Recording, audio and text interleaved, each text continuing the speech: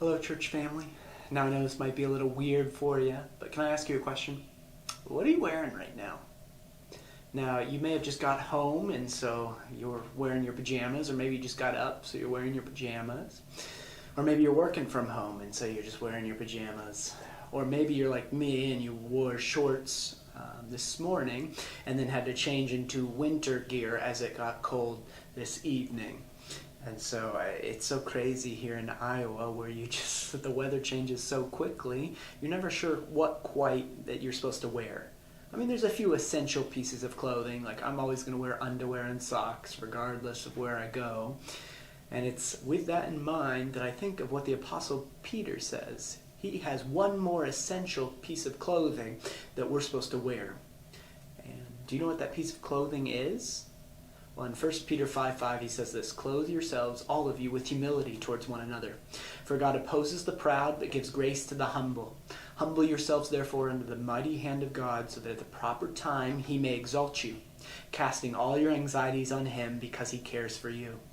So you can pick what you want to wear. You might wear jeans or shorts, a hoodie or a jacket, shoes or sandals, and you might be ready for the weather of the day.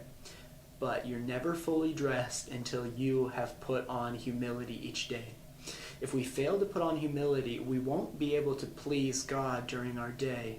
We'll assume that our day is about us, that we're the center of attention.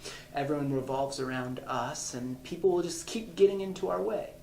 Without humility, we'll be quick to anger, quick to defend ourselves, quick to complain, quick to criticize others, quick to demand things from others.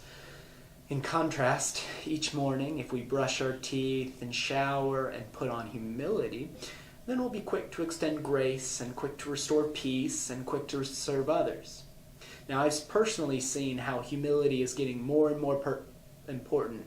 It's important to put on humility each day because we're spending more and more time with our families, more and more times with the ones we love that also seem to get on our nerves the more we spend time with them. And so I need to put on humility each day. That's becoming more and more important. Humility and forgiveness are like engine oil.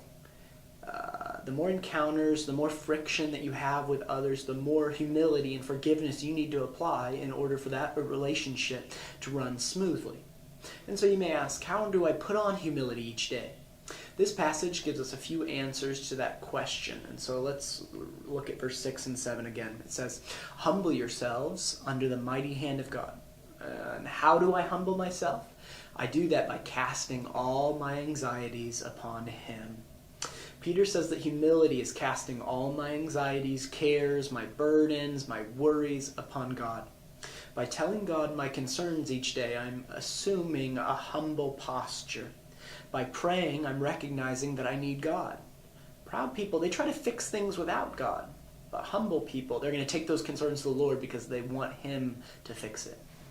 Can I encourage you to put on humility each morning? Pray each morning to God and tell him your concerns about your kids, their education, this virus, your job, your feelings, the future, your finances. Proud people, they carry around those worries and it will crush them. But humble people, they give those worries to the Lord to carry.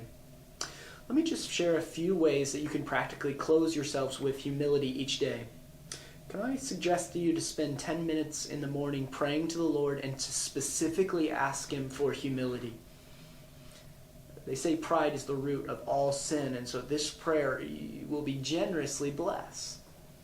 Number 2, memorize Mark 10:45 and recite it each morning. It says this: "Jesus did not come to be served, but to serve and to give his life a ransom for many." Now, this is going to be important. To clothe yourself with humility, you need to remind yourself that your life is meant to serve, not to be served, but to serve. Can I encourage you to recite 5 things that you're thankful for at the breakfast table? Proud people aren't thankful people. They think that they deserve things. And so recite 5 things that you're thankful for at breakfast. Prepare yourself to listen to those around you. Proud people want to be heard. Humble people listen to others. So think of some good questions that will get other people to talk and share what they're thinking. Prepare an encouragement for a coworker or friend. Think out and point out the praiseworthy things in their life. Point the spotlight to them. Proud people have to fight for attention. Humble people will defer that spotlight to those others. Practice saying, I was wrong, I messed that up, that's my bad, would you please forgive me?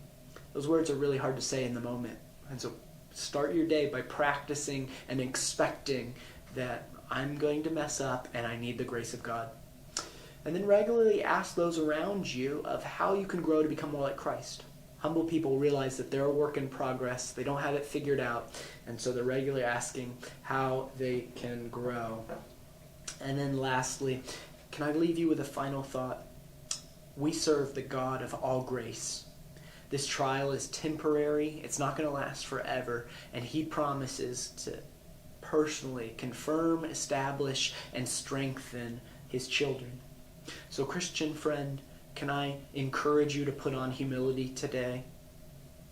Humility will never go out of style, and